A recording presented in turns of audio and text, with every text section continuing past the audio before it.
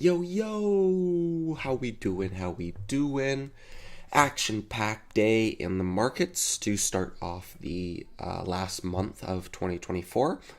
Today was December 2nd, and small caps, large caps, and pretty much everything in between, whatever price range you like, had plenty of action. Might as well start off here with OPTT, as that was my main watch going into today, so that's where most of my size and action was placed.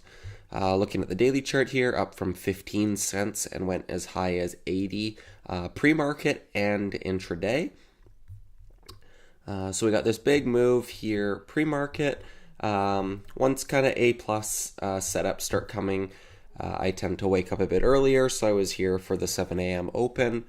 And I saw this and then drew a line here for a key level, which held and continued higher. And then we got this kind of blowout move. So I had put some on with the plan to basically add to $1. No real plan on cutting this position. I reacted to the new high a day, and then we got this pullback, and then this was the lower high to this low. And then I was looking for a 69 fail to confirm.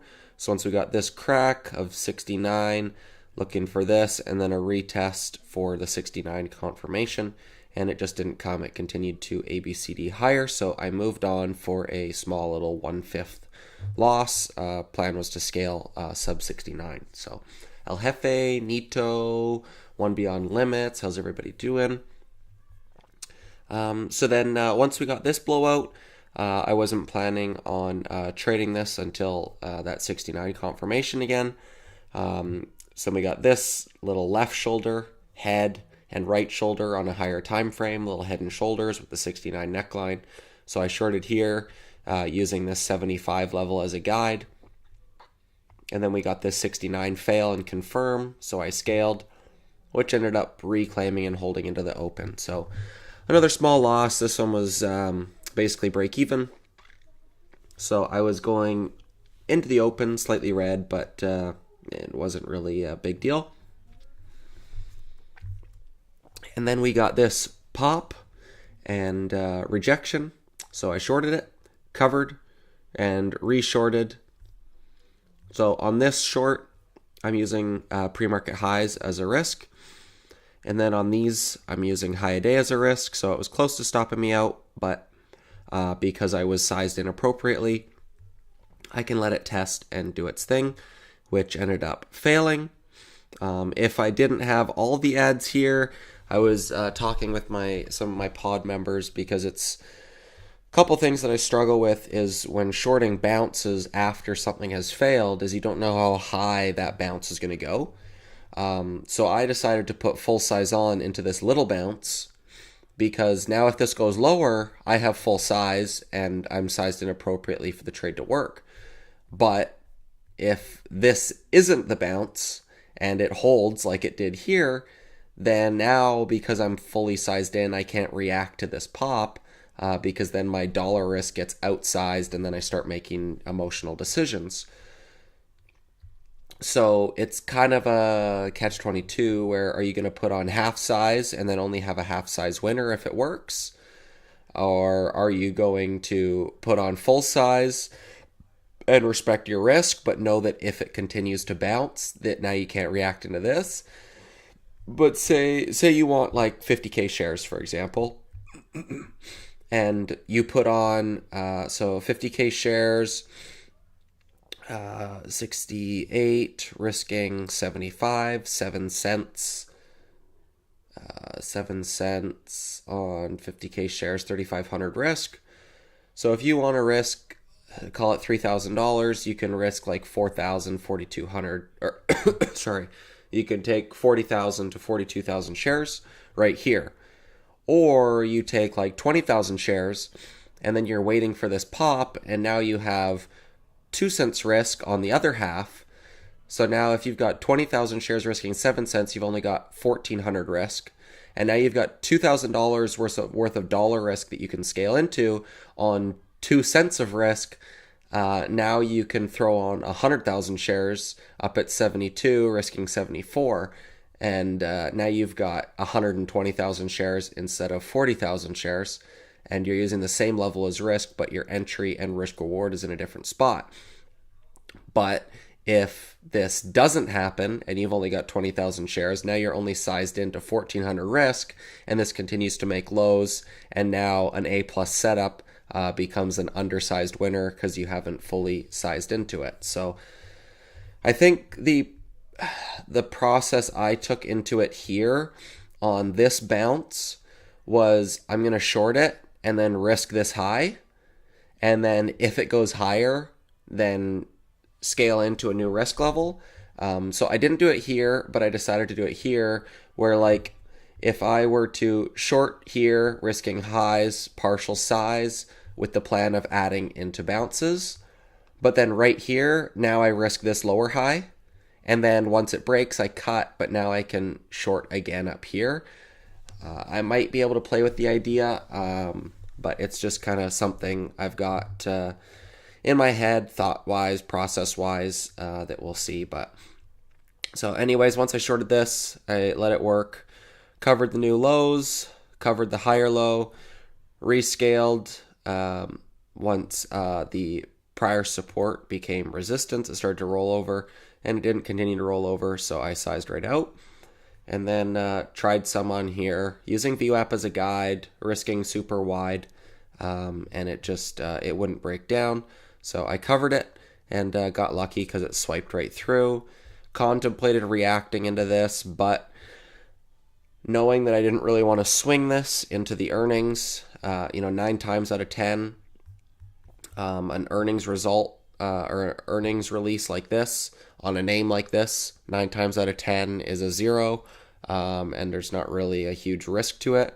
But that 1 time out of 10 that you're short this thing in the 70s and it rips right to like 120, like, so this goes from 70 down to 40, a 50% haircut. It could have easily gone 110, 120 in that same amount of time. And if you're not sitting there staring at it, then you can get that outsized risk as well. So I took the approach of not wanting to swing it into earnings. I really wrestled with myself and the idea of doing it. But just, no one trade really matters. And I don't think the risk is worth it. Even though 90% of the time I think this is exactly what happens, but that one time I just not interested. So that was my main trade of the day. ADAI basically straight from Sunday scan, 60 cents. We got the fail here off the open, a push, 60-cent fail and rollover, a retest of 60, and VWAP stays heavy till the end of the day, right into that 40-cent anticipated range where the liquidity pocket is. So any sort of gap downs that stay firm, I like opening range breaks for a possible mean reversion back up to the 50s. OPTT, this so far, like close was at 70 cents. So far this is gapping down 50%, so I doubt there's going to be a trade in it. This might be a case where I wake up 1 a.m. my time, 4 a.m. Eastern, and see if we get any sort of a little wick like this, that if I can get a shove back up into like 60, 65, 70, anything up there, and just have a position on for that fizzle back down to the 30s, might be worth it. So yeah, QMCO, I looked at this kind of late morning and was just shocked at the weakness on this thing. Pops versus VWAP seller in there, and it never looked back. UMAC, this one was a miss on my end. My comments on it last night was that I wasn't super interested, just given the liquidity and how thin it trades, which I do know some traders that they survived the open and then were shorting this bounce, and then this swipe just kind of freaked everybody out, which eventually snapped back, and that was the last hurrah before fizzling back to oblivion. So this could be a case where any sort of gap up and shove, similar to IDAI, where you get that first red day, I do think most of the range has come and gone on something like this. It's already pulled back to its 4 EMA, but could be a case where you get a second red day, and I'd be hopeful for it, and then I could eventually play a backside bounce. VCIG, exactly what we went over on the watch list yesterday. Someone asked about a liquidity trap potential on here, and basically the line I was saying was pops first 5 was where the prior volume profile was, and we got a straight up spike into it and never saw higher. So hopefully you guys avoided the long there. I was focused on OPTT, so I didn't really trade a whole bunch. OPTT was an A+ setup, so I wasn't focused on trying to take singles elsewhere. PRZO, main watch definitely going into tomorrow. UMAC being a drone name. SNTI being a... No, not SNTI. MOB being a drone name. Color being a drone name. So there's a bunch of drone names that failed. So now with UMAC pulling back, I think that might have been the leader in the space. And PRZO had a nice fade, a bit choppy off of the AM blowout, was basically sideways. So if this doesn't gap down too much, I like pops first red to green and look for a first red day fade back to the daily 4 EMA. Same kind of thing with color. It's the exact same setup. We've got the breakout level here at $1. The 4 EMA is sitting right around 110 right now. So I'd be looking for pops back into prior day's resistance for a fizzle back to the low ones. We got a massive reset day here in the aerospace names. Rocket Lab straight down off the open. This one is I was kind of prepared for it on the watch list. It was a sector that had my main watch on it, but I was hoping for the gap or a gap down and some sort of failed fall through momentum, and these were just straight down off the open, and the biggest bounce you get is 40 cents, and risking high a day is basically $1.50 to $2. So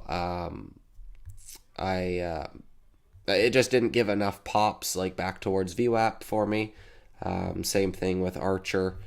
We got that straight down pullback from 980 down to 8, and just completely bounceless. I did react to a 5-minute candle. Right here, we got no 5-minute high breaks, and then right here, we got the 5-minute candle break. So I bought some, and it stuffed. So I assumed it was just going to stay heavy the rest of the day. So what I'd hope on something like this is get some looking left levels in mind. If you can get a big enough gap down or a day 2 fade, then possible mean reversion on the other side. But I will keep that sector on watch. Just it's proven to have some volatility. PPBT and SNTI were two big biotech runners today, day 1 runners. Just putting them on watch because they are big percent gainers. Nothing I was interested in trading today. I warned my pod this morning about not shorting SNTI. It was looking dangerous off open. So most of them avoided that, which was good. And then PPBT was just a straight up parabolic, but no real interest in this kind of action. Some people nail these parabolics. I end up fighting them more times than not. And even here, if you react to that parabolic, you get that halt down, risking the highs, you get stopped out right here, and then it actually works. So that would have just frustrated me anyways. And then MOB, I think, is worth noting as well. Just a drone play. Lower liquidity, lower range, possible tighter risk-reward trade up from the 130s up to 280s. Looks like it's got a bit ahead of itself. And you've got this volume profile level here in the 250s. So any sort of pops using 250 as a guide. I think possible first red day if stuff like PRZO and color start to pull back. So that's my list. Let me check here in the chat. I see some comments. Q, OPTT, choppy action. You avoided it. It reminded me of FFIE. I would have hammered it if we squeezed higher like FFIE. OPTT wasn't that A plus to me. No real capitulation. Volume wasn't increasing each day. I greatly disagree with those comments on OPTT. You have to remember the volume on it on Friday was a half day. So the market closed at 1 p.m. From a 9:30, so it traded for 3.5 hours, and still traded 90 million, where the other days was 200 million. So it was still on pace to be hitting those 200 million days if it was a full day. And then if you zoom out to an intradaily chart, there was definitely volume capitulation here. This is like, that's a 50 million candle. Off the open was a 30 million candle. So there was definitely some parabolic, was it a 30% gap, I think, this morning. So you get an exhaustion gap on exhaustive volume, and then you get a trend change off the open where it starts staying heavy versus high a day and versus VWAP.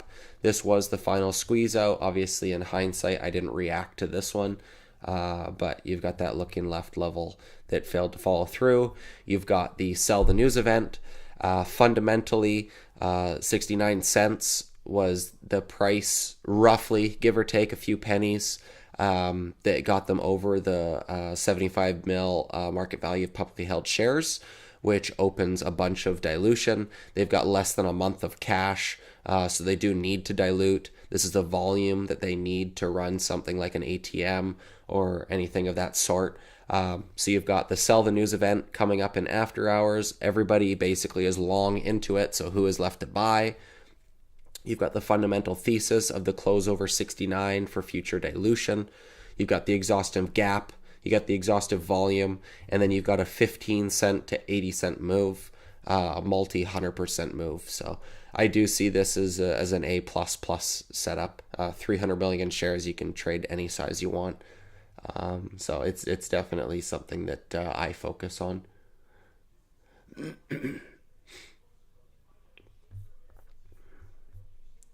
SNTI was a nice squeezer today. It sure was. What's going on, Tina? Range on it was the same each day, says Q.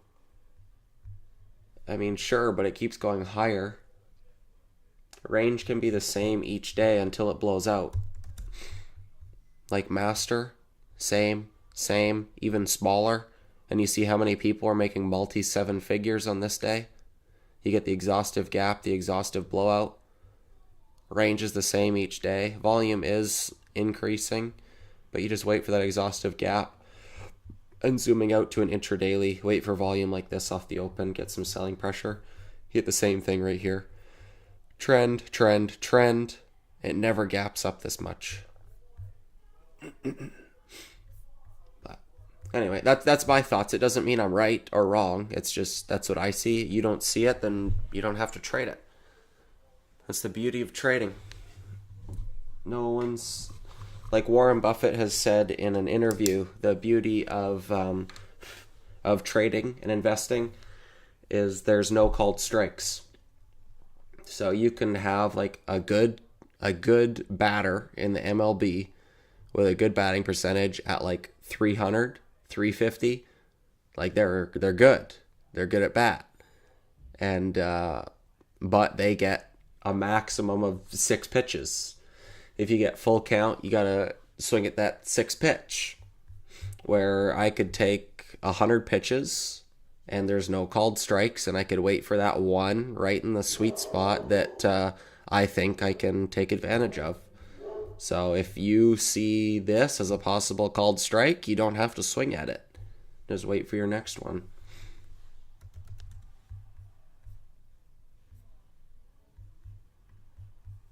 He likes Tiger. Sure. Have at it. SMCI had a wild move this morning. Straight up, 9 a.m. PR. and just steady highs all day. Crazy moves.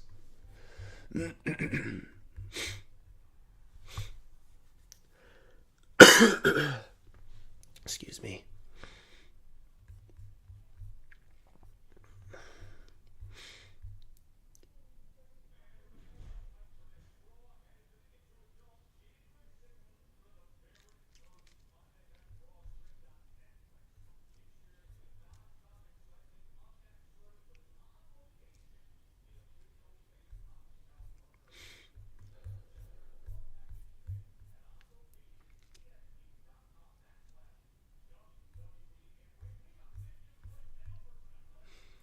Q's buddy is buying SMC at the highs. Sounds like you need new friends. Just kidding.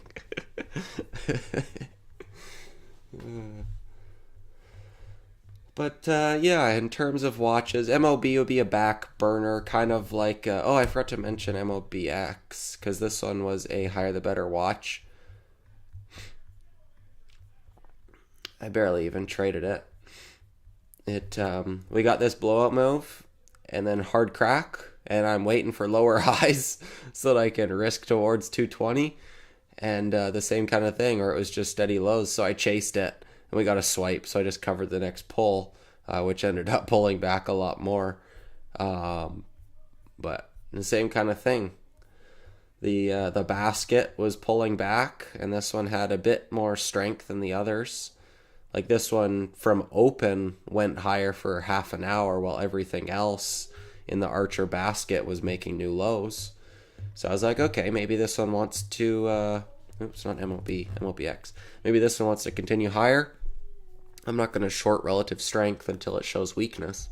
And then once it showed weakness, it never bounced. So pretty funny. But I think MOBX on the daily would be something like MOB. In comparison to Color and Perzo, where these two would be my main watches, and then MOB could be a quiet idea on the side. IDAI, the idea would be gap down week open for a first green day. OPTT, I don't like this thing's going to be gapping down like crazy, so I don't think I'm going to get any pops on it during market hours. I think the only opportunity would be at 4 a.m. Eastern. But I'd need like 50s, 60, something like pretty big move. And UMAC, I think there's possibility for like pops towards 18. But if it's gapping down or flat, I won't be looking to trade it. So anyways, few main watches, not too bad. There's plenty of action out there, like I said, so get in where you fit in and make some memories. But yeah, I think that's good enough for this evening. Touched on just about everything I needed to touch on. I appreciate you guys stopping by. And I haven't been contacted over in IU of anyone from any new people from the YouTube, so no biggie. I'll keep doing these. And yeah, anybody else who's in IU, I will see you there in the morning. Take it easy, peeps.